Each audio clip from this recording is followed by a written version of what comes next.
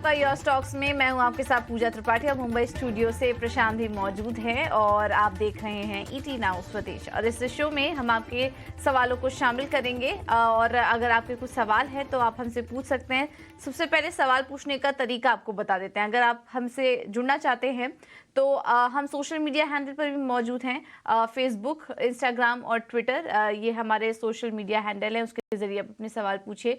साथ ही आप हमें कॉल कर सकते हैं 9167329108। ये हमारा नंबर है, आपकी स्क्रीन पर फ्लैश भी होता रहेगा। इस पर या तो आप हमें कॉल करिए या फिर अपने सवाल आप हमें व्हाट्सएप के जरिए भी भेज सकते हैं।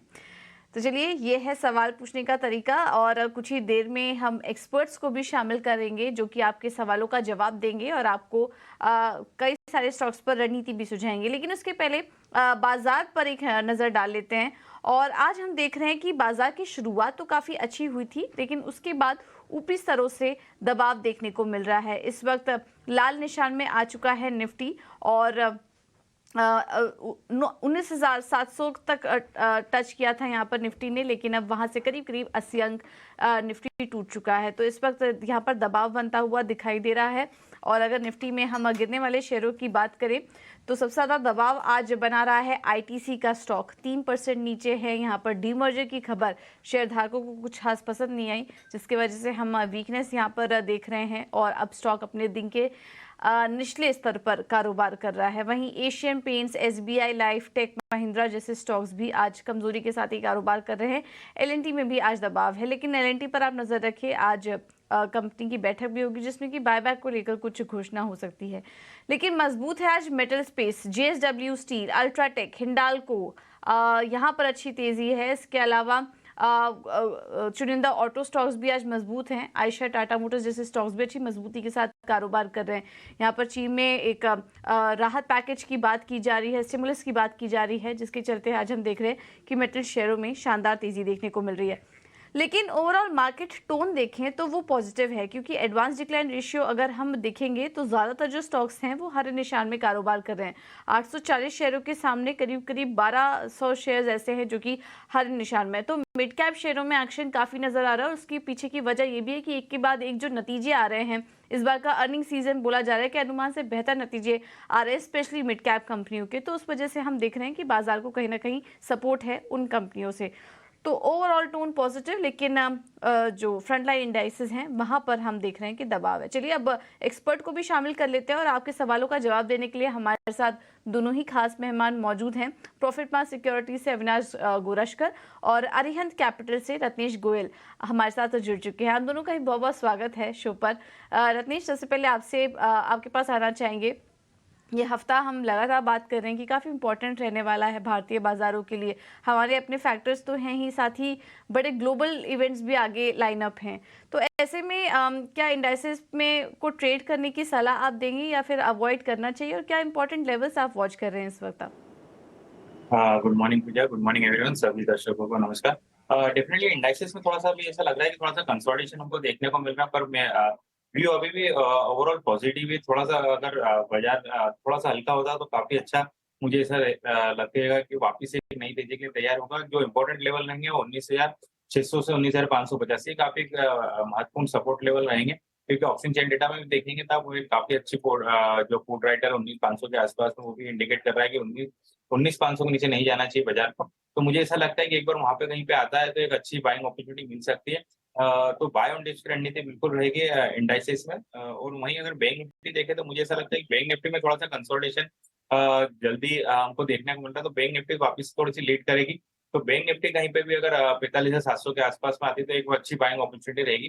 तो 45,500 का एक स्टॉप लॉस रहेगा। मुझे ऐसा लगता है कि जल्दी हम वापस से 46,200 46,500 का टारगेट देख सकते हैं। तो बैंक निफ्टी की तरफ से मुझे ऐसा लगता है कि आने वाले दिनों में लीडरशिप देखने को मिल सकती है। ठीक है, तो बैंक निफ्टी में आने वाले दिनों में लीडरशिप देखने को मिल सकती है, ये राय रत्नेश जी की। और चलिए, आपके सवालों को अब हम शामिल करना शुरू करते हैं। रामचंद्र जी हैं अहमदाबाद से और उन्होंने अपना सवाल व्हाट्सएप के जरिए हम तक पहुंचाया है।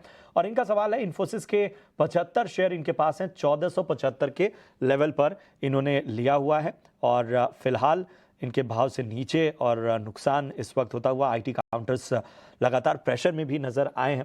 अविनाश सर, इन्फोसिस पे क्या होगी इनको सलाह? 1475 के लेवल पर लिया हुआ है। गुड मॉर्निंग प्रशांत। देखिए, मुझे लग रहा है कि इन्फोसिस में जिस प्रकार का गाइडेंस Q1 नंबर्स के बाद आ गया है, उसके बाद स्टॉक में एक गिरावट हमने देखी है। कम से कम आने वाले 1-2 क्वार्टर्स के लिए तो डेफिनेटली रुझान जो है वो थोड़ा-सा वोलेटाइल रहेगा और मुझे लग रहा है कि इनका नज़रिया अगर 6 टू 12 मंथ्स का है तो इनको ये एक स्टॉक होल्ड करना चाहिए। हालाँकि देखिए इनके प्राइस के नीचे है, पर मुझे लग रहा है कि अभी हाल ही में इन्होंने जो बड़ा एआई ऑर्डर जीता है, इसका बेनिफिट डेफिनेटली कंपनी को इस साल ज़रूर मिलेगा। मोस्ट इम्पोर्टेंटली जो गाइडेंस का नंबर है वो थोड़ा-सा उम्मीद के नीचे था, तो मुझे लग रहा है कि जो सितंबर का क्वार्टर आएगा, इस यहाँ पे उसका क्लैरिटी मिलने के बाद ही स्टॉक में थोड़ी बहुत एक पॉजिटिविटी आएगी। तब तक मेरे ख्याल से इनको होल्ड करना चाहिए। हालाँकि देखिए अगले 6-12 महीने में होपफुली यूरोप और यूएस से अगर टेलविंड्स पॉजिटिव होते हैं, तो डेफिनिटली गाइडेंस इंप्रूव होने की भी चांसेस है। बट फिलहाल होल्ड करिए, पैनिक में मत बेचिए, यही राय रहेगी। ओके, तो ये है राय इन्फोसिस पर बने रहने की राय आपको दी जा रही है। अगला सवाल है हमारे साथ मेरठ से अगले दर्शक जुड़े हैं एसपी सिंह। नमस्कार, किस स्टॉक पर सवाल है आपका, पूछिए। जी मैम, हमारा सवाल है आरती इंडस्ट्रीज पे। I have 100 share of Aarti industries at the rate of 490। Okay, मैं 2 क्वार्टर्स की और रुक सकता हूँ। ठीक है। वैसे आरती इंडस्ट्रीज में हम देख रहे हैं कि लगातार स्टॉक टूट ही रहा है। 950 के आसपास का हाई लगाया और उसके बाद से स्टॉक में लगातार एक गिरावट बनी हुई है। रत्नेश जी क्या सलाह देंगे? कुछ रिकवरी आई नहीं उसके बाद से और वो लेवल्स तो काफ़ी दूर पहुंच चुके हैं। इन्होंने भी एंट्री लेने की कोशिश की उस उम्मीद से कि थोड़ा रिकवर होगा, बट ऐसा कुछ हुआ नहीं। अगले 2 क्वार्टर का समय और दें तो क्या कुछ रिकवरी की उम्मीद देख रहे हैं आप, या फिर निकल जाना चाहिए इन्हें स्टॉक से? लो लो फॉर्मेशन में बना हुआ अंडर परफॉर्मेंस हमको देखने को मिल रहा है। मुझे ऐसा लगता है कि अभी हालांकि इनके भाव से थोड़ा सा नीचे, वो बहुत ज्यादा नीचे नहीं है, तो मेरी सलाह तो ये रहेगी कि निकल जाए। एक फाइनल स्टॉप लॉस मेरी तरफ से 450 रुपए का लगा ले, क्योंकि क्या और बाजार में अगर हम किसी अंडर परफॉर्मेंस स्टॉक्स में रहते हैं तो दूसरे स्टॉक्स में काफी जो मोमेंटम रहता है, अपॉर्चुनिटी लॉस हो जाता है। तो मेरी सलाह है कि 450 के स्टॉप लॉस के बाद में निकल जाए और दूसरे किसी स्टॉक में स्विच कर ले। ठीक है, तो यहाँ पर आपको एक बेहतर नज़रिया मिलता हुआ। अगले जो हमारे कॉलर हैं उनकी ओर बढ़ते हैं। किशोर हैं जमशेदपुर से और इन्होंने अपना सवाल व्हाट्सएप के ज़रिए भेजा है। सीएट के इन्होंने 10 स्टॉक लिए हैं 1670 के लेवल पे। जी हाँ, और इनको फ़िलहाल जो है मुनाफा होता हुआ और नज़रिया मेरे ख्याल से लॉन्ग टर्म नज़रिया। अविनाश सर, सीएट पे क्या व्यू रहेगा आपका? 1670 के लेवल्स पर लिया है इन्होंने और फिलहाल अच्छे मुनाफे में है। नहीं, मेरे ख्याल से प्रशांत इनको होल्ड करना चाहिए। देखिए सीएट एक काफी बड़ा प्लेयर है कमर्शियल व्हीकल और पैसेंजर कार और टू व्हीलर सेगमेंट में। सबसे बड़ी बात, इन्होंने बहुत ही अच्छे लेवल पे एंट्री की है और जो टेलविंड्स है इस इंडस्ट्री के लिए काफी अच्छे हैं।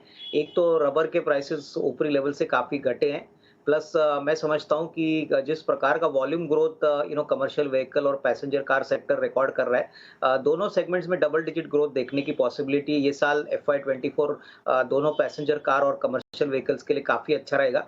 तो मेरे ख्याल से यहाँ पे होल्ड करें। अगर इनको पैसों की जरूरत नहीं है तो मैं समझता हूँ कि 27-2750 का लेवल्स अगले 6 से 12 महीने में पॉसिबल लग रहा है, तो यहाँ पे होल्ड करने की राय।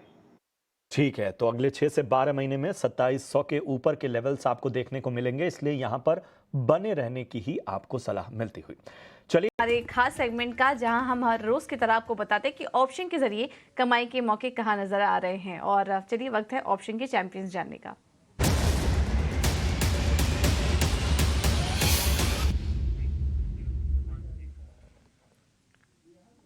और हमारे साथ ध्वनि पटेल जुड़ चुकी हैं फोन लाइन पर। ध्वनि, थैंक यू सो मच समय देने के लिए। आज कौन सी स्ट्रैटेजी सुझाएंगे आप?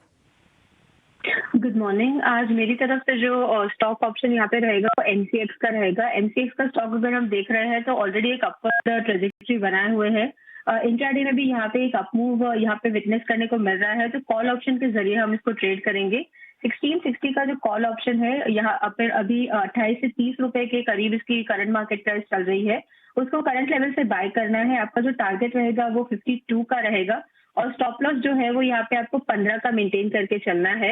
यहाँ पे लॉट साइज 400 है, जिसकी वजह से हमारा जो मैक्स यहाँ पे मार्जिन लग रहा है वो 11,200 का लगता है और आपका जो लॉस यहाँ पे ज्यादातर हो सकता है वो 4800 का है, जबकि गेन यहाँ पे 9600 का है। 1:2 का यहाँ पे रिस्क रिवॉर्ड बैठता है।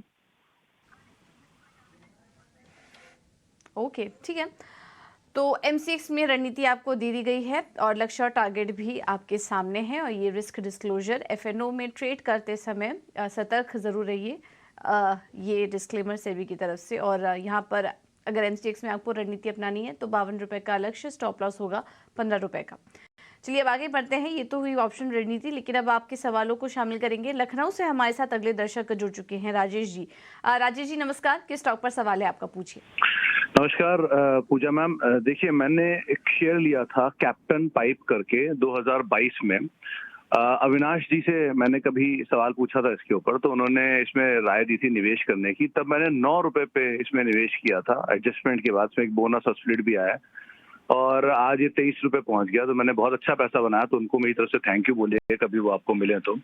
और दूसरा, कंपनी ने भी रिसेंटली अपनी नई कैपेसिटी भी ऐड की है, करीब करीब 15 से 20% की अपनी नई कैपेसिटी इन्होंने राजकोट में ऐड की है FY24 में।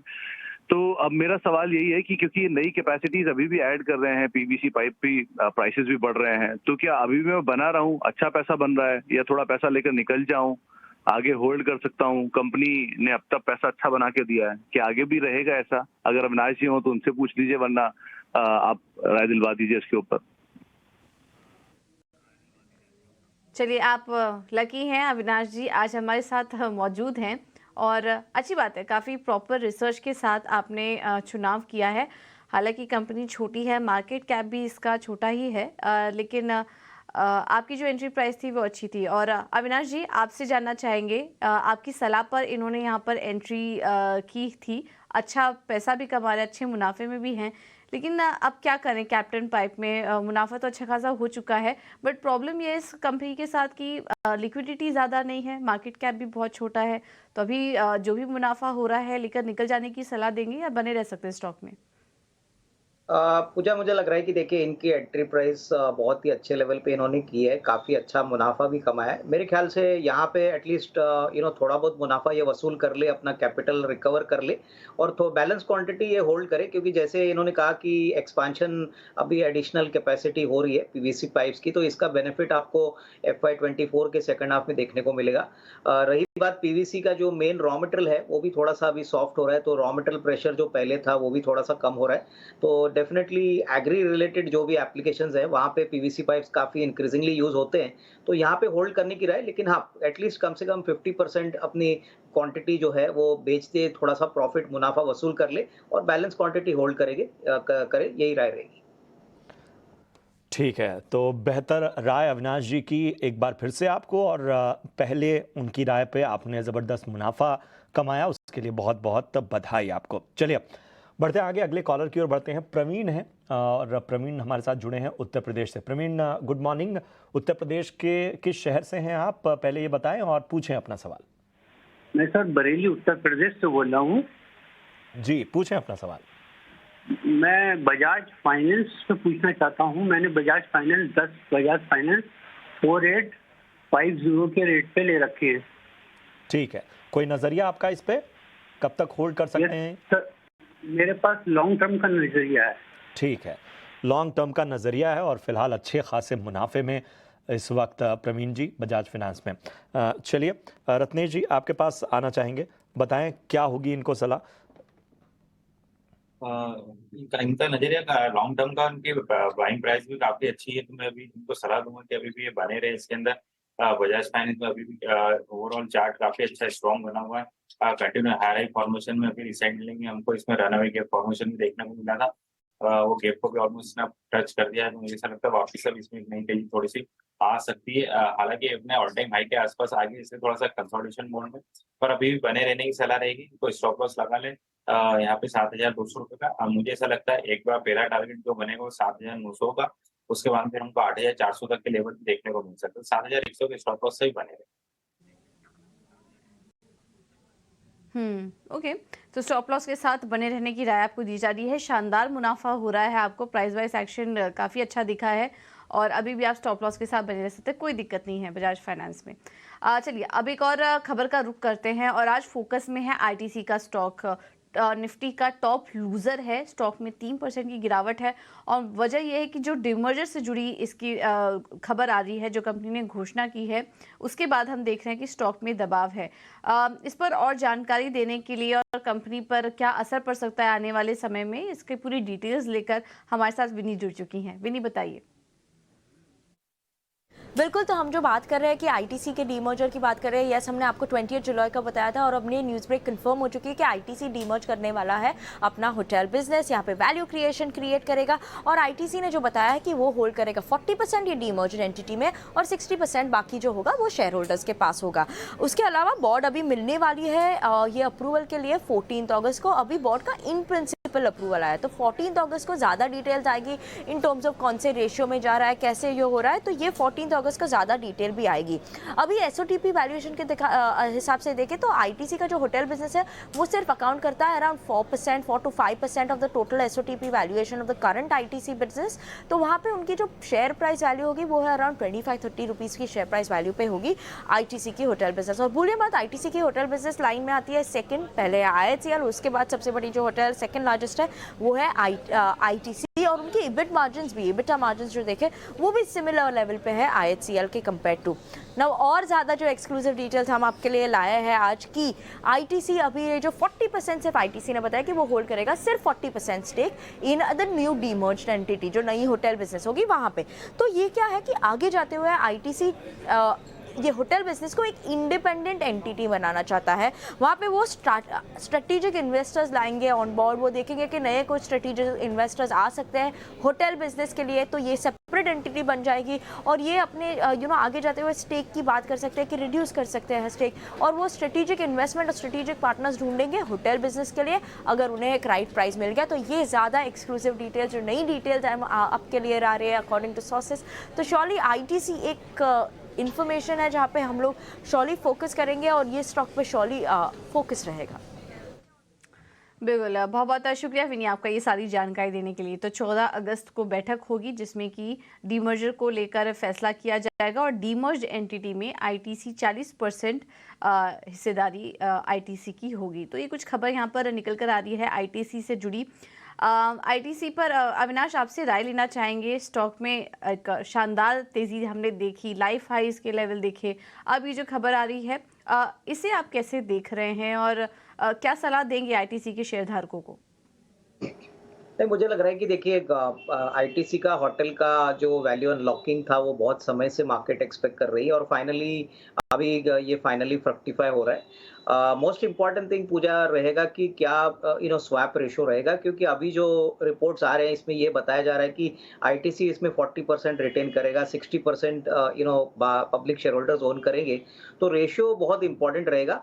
हालांकि देखिए इनकी प्रॉफिटेबिलिटी और रेवेन्यू होटल बिजनेस का ओवरऑल जो रेवेन्यू मिक्स में है वो काफ़ी कम है, लेकिन इनका जो इन्वेंट्री है वो काफ़ी बड़ी है। इनफैक्ट इंडियन होटल्स के बाद इनका सेकंड नंबर लगता है और जिस प्रकार के प्रीमियम होटल्स ये चलाते हैं, मुझे लग रहा है कि लॉन्गर टर्म में डेफिनेटली अच्छी वैल्यू अनलॉकिंग के लिए जगह है। कंसोलिडेटेड एंटिटी में मुझे लग रहा है कि अभी भी सारे बिजनेसेस बहुत अच्छा काम कर रहे हैं, जैसे सिगरेट्स है, उसके बाद एफएमसीजी है, तो डेफिनेटली मुझे लग रहा है कि 550-560 का एक कंसोलिडेटेड वैल्यू बनता है। अनलॉकिंग के बाद हमको देखना पड़ेगा होटल बिजनेस किस प्रकार से वैल्यूएशन आता है, लेकिन definitely medium to long term prospects काफी अच्छे। तो कमजोरी में किसी को खरीदना है तो डेफिनेटली इसका यूज करना चाहिए। मुझे लग रहा है आगे भी अच्छी खासी रिस्क रिवॉर्ड इन्वेस्टर्स को मिलने चाहिए। ठीक है, तो आईटीसी मौजूदा लेवल पर अगर किसी को एंट्री लेनी है तो आप बिल्कुल ले सकते हैं और आगे कुछ और भी डिटेल्स, स्वैप रेशियो क्या रहता है, इस पर हमारी नज़र बनी रहेगी। तो इस पूरे मामले पर हमारा फोकस रहेगा और इससे जुड़ी हर छोटी जानकारी हम आपके सामने रखेंगे। लेकिन चलिए वक्त है एक छोटा सा ब्रेक के लिए। कमोडिटी मार्केट की बारीक बातों को बेहद आसान भाषा में लेकर आते हैं अपने एक खास सेगमेंट के जरिए। और आज आखिर कौन सी दिलचस्प जानकारी आपके सामने होगी, कमोडिटी की एबीसीडी में बता रहे हैं हमारे सहयोगी विश्व मोहन।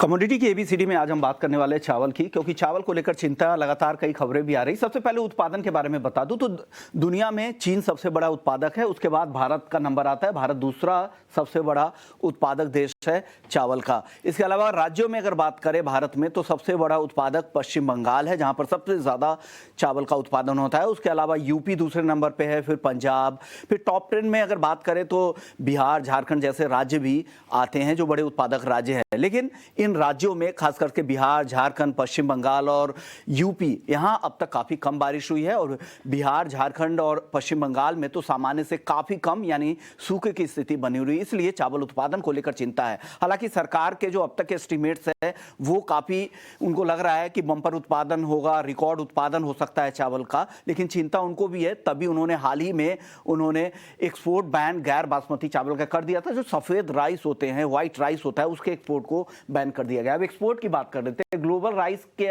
जो एक्सपोर्ट का जो मार्केट है उसमें भारत की हिस्सेदारी 40% है, यानी अकेले भारत से करीब करीब 40% चावल का एक्सपोर्ट होता है। 2022 में 222 मिलियन टन का एक्सपोर्ट हुआ था। भारत में 100 से ज़्यादा देशों में भारत में एक्सपोर्ट होता है। गल्फ के जितने भी कंट्रीज़ हैं तकरीबन हर जगह भारत का चावल जाता है। बासमती भी चावल का भी एक्सपोर्ट होता है और गैर बासमती चावल का है। हालांकि गैर बासमती पे अब एक्सपोर्ट पे पाबंदी लगा दी गई है। रिस्ट्रिक्टेड कैटेगरी में सरकार की इजाज़त के बाद ही इसे जारी किया जा सकता है, लेकिन बासमती चावल का एक्सपोर्ट एज इट इज जारी है। अब एक और खबर यह आ रही है कि एफसीआई का जो बफर लिमिट था उस लिमिट से अब चावल का स्टॉक एफसीआई के पास कम हो गया है। और इस वजह से एफसीआई ने क्या कदम उठाया है कि एथेनॉल उत्पादन करने वाली जो कंपनियां हैं, जो डिस्टिलरीज हैं, उनको सप्लाई बंद कर दी है। पिछले एक हफ्ते से उन्हें कोई सप्लाई नहीं हुए, तो ऐसे में 100 डिस्टिलरीज पे संकट आ गया है कि वो कैसे अपने एथेनॉल उत्पादन को आगे ले जाएंगे, क्योंकि सरकार चाहती है कि नवंबर तक पेट्रोल में जो एथेनॉल ब्लेंडिंग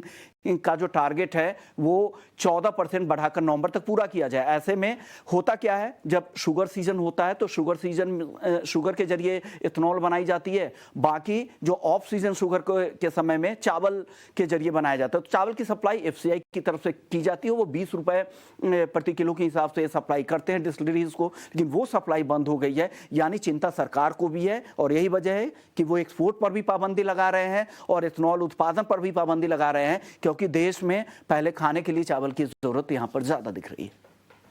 तो बहुत ही दिलचस्प जानकारी आपके सामने, तमाम आंकड़े और फिगर्स रखे विश्वमोहन ने। बहुत बहुत शुक्रिया करेंगे इस अहम जानकारी के लिए विश्वमोहन आपका।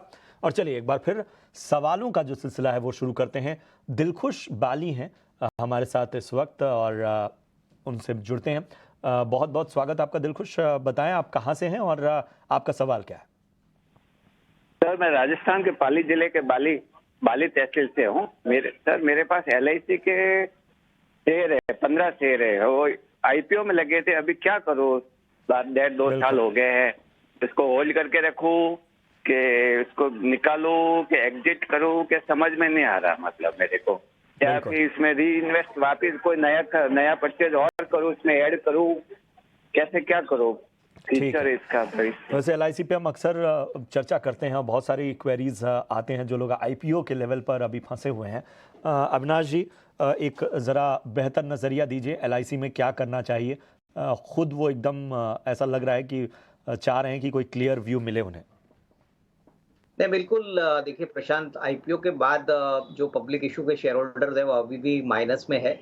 मुझे लग रहा है कि कहीं ना कहीं अगर आपका नजरिया 1.5-2 साल का है तो ही यहाँ पे निवेशित रहिए, क्योंकि देखिए शॉर्ट टर्म में तो कोई बड़ी अपसाइड LIC के शेयर में आएगी ऐसा लगता नहीं है। मुझे लग रहा है कि देखिए इनके जैसे बहुत सारे शेयर होल्डर्स हैं जिन्होंने IPO में पैसा लगाया था। मेरे ख्याल से देखिए नंबर्स तो डेफिनेटली इंश्योरेंस कंपनीज के काफ़ी अच्छे सुधरने के संकेत FY24 के लिए, प्लस जिस प्रकार का प्रीमियम ग्रोथ और जिस प्रकार का प्रॉफिटेबिलिटी का फोकस LIC कर रही है, लग तो रहा है कि अगले 12 से 18 महीने में आई थिंक रिस्क रिवॉर्ड काफ़ी अच्छा होना चाहिए।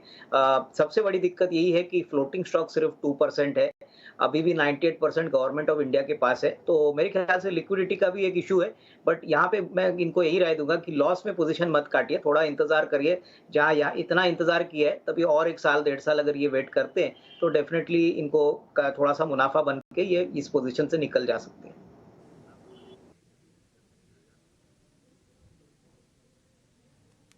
ठीक है, तो ये है व्यू स्टॉक पर, लेकिन आपके सामने देखिए ज्योति लैब के नतीजे आए हैं अभी थोड़ी देर पहले ही, और स्टॉक में फिर एक शानदार तेजी आई है। आय 597 करोड़ से बढ़कर 680 करोड़ के आसपास है, उससे ज़्यादा की आय यहाँ पर कंपनी ने पोस्ट की है। और मुनाफे में भी हम देख रहे हैं कि एक शानदार बढ़त है।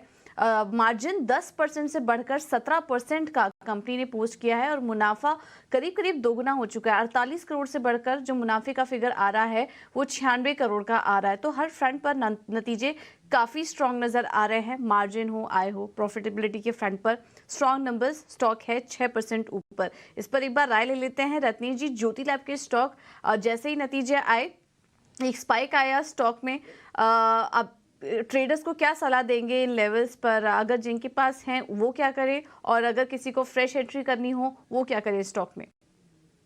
ज्योति लैब का चार्ट कंटिन्यू हाई फॉर्मेशन में अपने किए हुए सभी दूर चल रहा। 2018 के हाई के बाद आज एक काफी लंबे कंसोलिडेशन में ब्रेकआउट भी दिया है। तो मेरे हिसाब से अगर किसी को फ्रेश एंट्री लेना तो वो भी ले सकते हैं। यहाँ पे उनके लिए स्टॉक लॉस रहेगा 240 रुपए का। मुझे ऐसा लगता है कि आने वाले दिनों में टारगेट हम इसके 350 रुपए तक देख सकते हैं। तो काफी अच्छी इसका चार्ट फॉर्मेशन। ठीक है, तो यह नतीजे स्टॉक शानदार नंबर्स, और स्टॉक अब आ चुका है 7.5% ऊपर मजबूत नतीजों के चलते। चलिए स्टॉक की चार्ट पर हमारी नज़र बनी रहेगी, लेकिन इस बीच कुछ और भी नतीजे आए हैं जिन पर की बात कर लेते हैं। और संवर्धना मदरसन ने भी अपने नतीजे घोषित किए थे, और माफ़ कीजिएगा, यहाँ पर खबर आई थी कि 1070 करोड़ के जर्मनी के डॉ श्नाइडर ग्रुप का यहाँ पर कंपनी ने अधिग्रहण करने के लिए समझौता कर लिया है। ये खबर आ रही थी संवर्धना मदरसन पर। इनफैक्ट कंपनी के नतीजे भी आए थे, और अब हम देख रहे हैं कि स्टॉक 2% ऊपर है। इस पर और ज़्यादा डिटेल में बात करने के लिए हमारे साथ जुड़ गए कंपनी के CFO कुणाल मलानी जी। कुणाल जी, बहुत बहुत धन्यवाद समय देने के लिए अपना ET Now स्वदेश को। पहला तो ये जो एक्विजिशन आपने किया है उससे जुड़ा एक सवाल लेना चाहेंगे। इस एक्विजिशन के पीछे की वजह क्या थी, और आने वाले समय में किस तरह की आप सिनर्जी देख रहे हैं? आपके पोर्टफोलियो कितना फायदा होगा इस अधिग्रहण के जरिए? आप ये एक्विजिशन जो हमने डॉक्टर श्नाइडर को अभी खरीदा है, ये एक और टेस्टमेंट है कि कस्टमर्स हमें कितने ट्रस्ट करते हैं। ये एक्विजिशन कस्टमर्स ने हमें बोला कि आप इनको देखिए और ट्राई करिए कि ये ज़्यादा प्रॉफिटेबल हो सके आगे। ये आज के दिन इंसॉल्वेंट है, but customers have been grateful. They have promised us many things going ahead, and साथ में जो रिस्ट्रक्चरिंग भी करने हैं इस एसेट में, उसमें भी कस्टमर्स हमें सपोर्ट करेंगे। तो हमारे हिसाब से तो ये प्रॉफिटेबल होएगा डे 1 से ही, thanks to the again the support of the customers, and ROC EPS accretive day 1 से होना चाहिए, and ROC accretive at least from next year onwards. ये एटलीस्ट हमें आज के दिन लग रहा है। ये बड़े इंटरेस्टिंग प्रोडक्ट्स बनाते हैं, हाई एंड इंटीरियर पार्ट्स, जिसमें काफ़ी IPs है। इनके पास 200 IPs है, करीब 250 इंजीनियर है जो इसमें फोकस्ड है। आज के दिन इनका पोर्टफोलियो लार्जली यूरोपियन मार्केट में है, and some in Americas. Motherson में ऑब्वियसली हमारा पोर्टफोलियो ज्योग्राफिक प्रेजेंस काफ़ी ज़्यादा है, तो हम इस प्रोडक्ट को और ज्योग्राफीज एंड और कस्टमर्स को भी ऑफर करेंगे, एंड होपफुली इसको हम और ग्रो कर पाएंगे, जो एग्जिस्टिंग मैनेजमेंट आज शायद नहीं कर पाई थी। बिल्कुल कुणाल जी, लेकिन अगर हम देखें ये जो एंटरप्राइज वैल्यू है 118 मिलियन यूरो की, इसमें से कर्ज कितना है, और अधिग्रहण में जो फंडिंग की प्लानिंग है वो किस तरह की है? इसमें हमारा अनुमान है कि करीब करीब 70 से 80 मिलियन यूरो लगेगा फॉर द इक्विटी साइड। इसमें डेट 20 मिलियन से कम होनी चाहिए, 20 मिलियन मैक्सिमम, एंड उसके अलावा कुछ एडजस्टमेंट्स होंगे working capital and debt like items के लिए। सो ओवरऑल खर्चा करीब करीब 70 से 80 million plus debt of up to 20 million हमें लग रहा है इसमें आएगा। ये सारा डेट से फाइनेंस होएगा एंड इंटरनल अप्रूवल से फाइनेंस होएगा। ओवरऑल सब कुछ अभी अनाउंस करने के बावजूद हमारे हिसाब से ये ओवरऑल लेवरेज 2x के नीचे ही रहना चाहिए एंड होपफुली अगर चीज़ें ठीक चली, सब कुछ अच्छा हुआ तो क्लोजर टू करंट लेवल्स ही रहने चाहिए by the end of the year as well. और आपसे ये भी समझना चाहिए कुणाल जी कि इस अधिग्रहण के बाद फिर आपके कर्ज की स्थिति कैसी होगी और आने वाले समय में क्या कुछ और इस तरह के एक्विजिशन की योजना है आपकी? कितने सारे, ये तो हम रेगुलरली करते रहते हैं, तो वो तो मैं नहीं बता पाऊंगा। बहुत कुछ है जो चल रहा है अभी भी। अभी तक जो हमने अनाउंस किया उसमें करीब करीब 500-550 मिलियन यूरो के आसपास का पे आउट है, जो लार्जली डेट से फाइनेंस हो जाएगा। सो और ये ऑलरेडी टाइड अप है आज के दिन। तो हमारे हिसाब से तो बैलेंस शीट अभी भी काफी स्ट्रांग है एंड हम और भी बहुत कुछ देख सकते हैं गोइंग अहेड। बिल्कुल। कुणाल जी, अगर देखा जाए तो पिछले 4 साल जो थे वो कंपनी के लिए बड़े कठिन रहे, बड़े चुनौतीपूर्ण रहे, लेकिन एक साइन ऑफ इम्प्रूवमेंट भी हमें नज़र आ रही है। लेकिन जो विश्लेषण करने वाले हैं वो ये भी मान रहे हैं, एक नज़रिया जो है वो ये है कि जो एबिटा है कंपनी का वो FY26 तक दुगना हो सकता है और EPS तिगुना हो सकता है। लेकिन ये जो उम्मीदें हैं ये कितनी रियलिस्टिक आपको लगती हैं? जी, मैं फॉरवर्ड लुकिंग गाइडेंस तो नहीं बता सकता हूँ, बट हमारा जर्नी 2025 में 36 बिलियन और 40% रोस लाने का है। हम उम्मीद में मतलब उसी उम्मीद में काम कर रहे हैं कि हम उस डायरेक्शन में चल पाए एंड वो डायरेक्शन जाने के लिए obviously profitability, cash flow generation तो लगेगी। तो हमारा पूरा एफर्ट्स है उसके तरफ, होपफुली वहाँ पहुँच पाएंगे। बिल्कुल, बहुत बहुत शुक्रिया करेंगे कुणाल साहब हमसे जुड़ने के लिए और ख़ास बातचीत के लिए और अलग अलग पहलुओं पर अपनी बात रखने के लिए। तो ये थे संवर्धना मदरसन सुमी के मैनेजमेंट से हमारी ख़ास बातचीत, और कुणाल जी ने अलग अलग पहलुओं पर हमसे बातचीत की और इस पर ज़रा राय ले लेते हैं। अविनाश जी, क्या होगी मदरसन पे राय आपकी, और जिस तरह से एक्विजिशन हुआ है और इन सब के बीच चैलेंजेस कम नहीं रहे हैं कंपनी के, किस तरह से देखते हैं आप? प्रशांत, देखिए मुझे लग रहा है कि मदरसन जो कंपनी है, इन्होंने इनऑर्गेनिक एक्विजिशन से ही अपना ग्रोथ बहुत अच्छी तरह से एस्टेब्लिश किया है। मुझे लग रहा है कि कहीं ना कहीं देखिए इनका जो स्किल है वो बेसिकली लॉस मेकिंग यूनिट्स को खरीदना है और उसके बाद उसको टर्न अराउंड करके अच्छी तरह से प्रॉफिटेबल बनाना है। तो ये भी जो एक्विजिशन है मुझे लग रहा है कि अगले साल 1.5 साल में बहुत अच्छा रेवेन्यू जनरेट करेगा, कैश फ्लो जनरेट करेगा, तो पॉजिटिव ही है। मुझे लग रहा है कि ओनली दिक्कत है कि काफ़ी हद तक ये डेट फंडेड डील्स होते हैं, तो मेरे ख्याल से अभी तक तो इन्होंने बहुत अच्छी तरह से ये अपना ट्रैक रिकॉर्ड मेंटेन किया है, तो डेफिनेटली नेट पॉजिटिव है। नंबर्स आने के लिए शायद थोड़ा समय लगेगा, बट लॉन्गर टर्म में ज़रूर एक वैल्यू एक्रेटिव डील होगी, तो यहाँ पे होल्ड करने की राय। यहाँ पर होल्ड करने की राय फिलहाल। ठीक है, चलिए। इस साथ गुरुग्राम से अगले दर्शक जुड़े हैं। विष्णु, नमस्कार, किस स्टॉक पर सवाल है आपका, पूछिए। सर मैम, मेरे पास ना 13 शेयर्स हैं IGL के 470 के प्राइस पे, तो मैंने ये काफी पहले लिए थे, बट काफी नीचे जाके अभी मेरे बाइंग प्राइस पे आ गए। हाँ जी, हेलो मैडम, आपको आवाज आ रही है मेरी? कितना समय दे सकते हैं आप इसको? मैम, समय का मेरे को कोई इशू नहीं है, बट आई वांट, ऐसा मैं सोच रहा था कि क्या मैं यहाँ से निकल के कहीं किसी और क्वालिटी स्टॉक्स में इन्वेस्ट कर सकता हूँ, या फिर is it a good deal कि मैं इसमें बना रहा हूँ? ठीक है, अविनाश जी आप ही सलाह दीजिए। IGL इन्होंने लिया था, स्टॉक थोड़ा चला था, लेकिन उसके बाद वापस से टूटा और इनके बाइंग प्राइस के आसपास आ गया। फिलहाल no profit no loss zone में है ये, ज़्यादा कुछ बड़ा मुनाफा नहीं हो रहा है इनको। क्या करें, यहाँ से एग्जिट करके कोई और स्टॉक में निवेश करने की सलाह देंगे या फिर बने रहें IGL में? टाइम का कोई इशू नहीं है। मेरे ख्याल से देखिए इन्होंने काफ़ी लंबे समय से ये स्टॉक होल्ड किया है, तो आईजीएल बेसिकली एक नॉर्थ बेस्ड का सीएनजी और पीएनजी प्लेयर है। मैं समझता हूँ कि देखिए एक सीएनजी और पीएनजी का बिज़नेस में काफ़ी अच्छा एक पॉलिसी डेवलपमेंट हो गया है। किरित पारेख कमेटी का रिपोर्ट आने के बाद जो रॉ मटेरियल अवेलेबिलिटी है वो अभी काफ़ी अच्छी तरह से स्टेबलाइज़ हो गई है। कोविड के बाद रॉ मटेरियल की कीमतें काफ़ी बढ़ी थी, नेचुरल गैस के प्राइसेज़, लेकिन अभी काफ़ी कम हो चुकी है।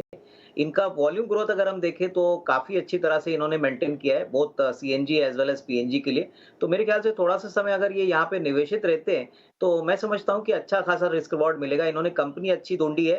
अपने एक फील्ड में नॉर्थ इंडिया में नंबर 1 प्लेयर है, प्लस काफ़ी अच्छी बैलेंस शीट है, डेट फ्री बिज़नेस है, काफ़ी अच्छा आरओसी रिटर्न ऑन इक्विटी है। तो कम से कम 6 से 12 महीने की टाइम फ्रेम दे दे, मुझे लग रहा है कि कहीं न कहीं 525, 540 का एक नियर टर्म का टारगेट बन सकता है। तो यहाँ पे होल्ड करने की राय।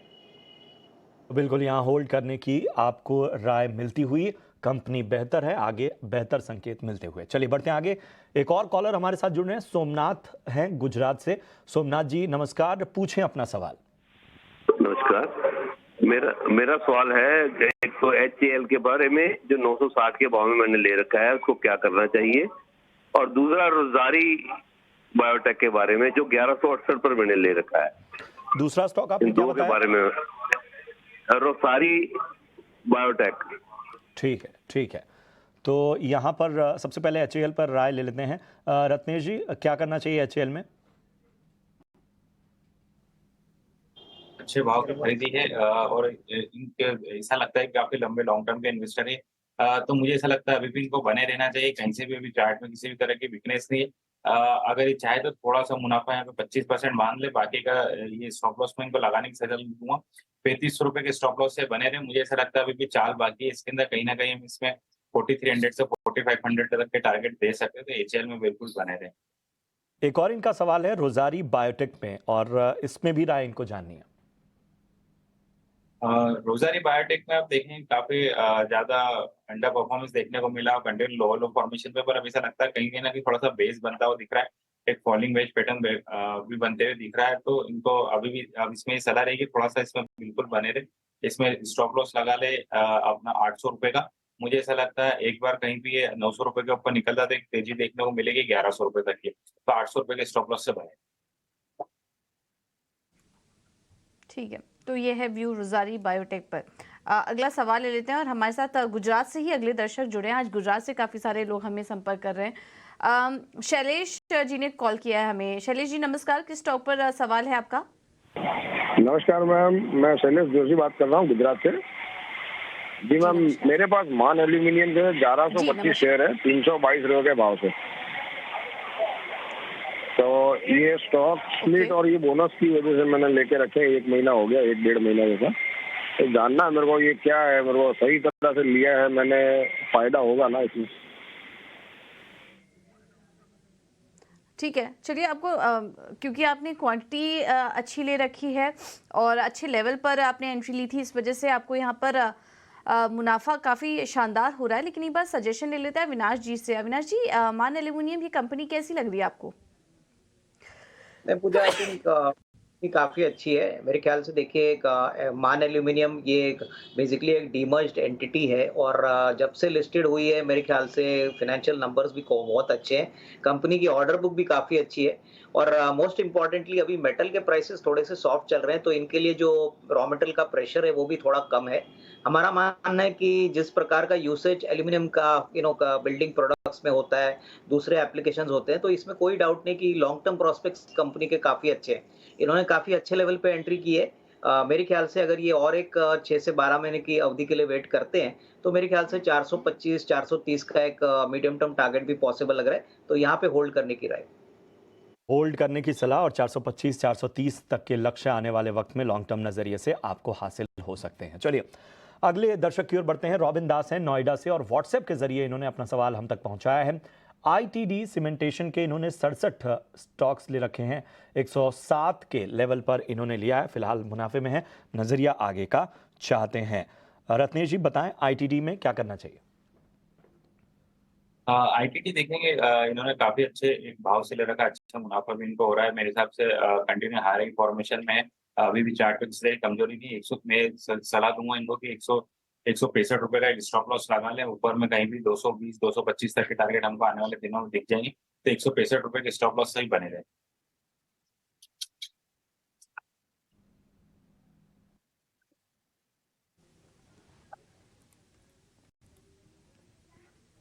की आपको सलाह मिलती हुई। अविनाश जी, बहुत सारी क्वेरीज पिछले दिनों जो है वो अदानी पावर को लेकर भी आई।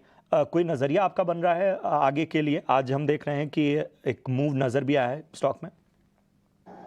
देखिए, मुझे लग रहा है कि पावर जनरेशन का थीम बहुत ही स्ट्रांग है और हाल ही में इन्होंने ये भी कहा था कि बांग्लादेश को भी ये पावर सप्लाई करेंगे। Clearly I think generation capacity जैसे बढ़ेगी, इनके लिए काफ़ी स्कोप है अपना रेवेन्यू और प्रॉफिट बढ़ाने के लिए। मेरे ख्याल से देखिए, नज़रिया अगर मीडियम टू लॉन्ग टर्म है, अगर 12 से 18 महीने का है, तो मुझे लग रहा है कि यहाँ पे आप निवेशित रह सकते हैं, क्योंकि काफ़ी ऊपरी लेवल से स्टॉक पिटा गया है। इनफैक्ट अभी स्टॉक स्टेबलाइज हो चुका है, लेकिन नंबर्स अभी आने वाले क्वार्टर्स में अच्छे आएंगे, ऐसा मेरा मानना है। तो डेफिनेटली इसमें एक छोटी खरीदारी भी अगर आप चाहे तो कर सकते हैं, लेकिन टाइम फ्रेम थोड़ा लंबा रखना जरूरी है। शॉर्ट टर्म में नहीं, बट लॉन्गर टर्म में जरूर इसमें अच्छा रिस्क रिवॉर्ड बनेगा। ठीक है, तो लॉन्गर टर्म में अच्छा रिस्क रिवॉर्ड इसमें बनता हुआ अदानी पावर पर रहा है अविनाश जी की। चलिए, बहुत बहुत शुक्रिया करेंगे अविनाश जी, और इसके साथ ही रत्नेश जी, आपका भी बहुत बहुत शुक्रिया शो में जुड़ने के लिए और अहम राय देने के लिए। फिलहाल मुझे और पूजा, हम दोनों को दीजिए इजाज़त, और आगे भी ईटी नाउ स्वदेश पर आपके कमाई के मौके, कमोडिटी की खबरें, इसके अलावा बेहतरीन जो आइडियाज़, ट्रेडिंग आइडियाज़, वो आपके सामने आते रहेंगे। आप बने रहिए हमारे साथ।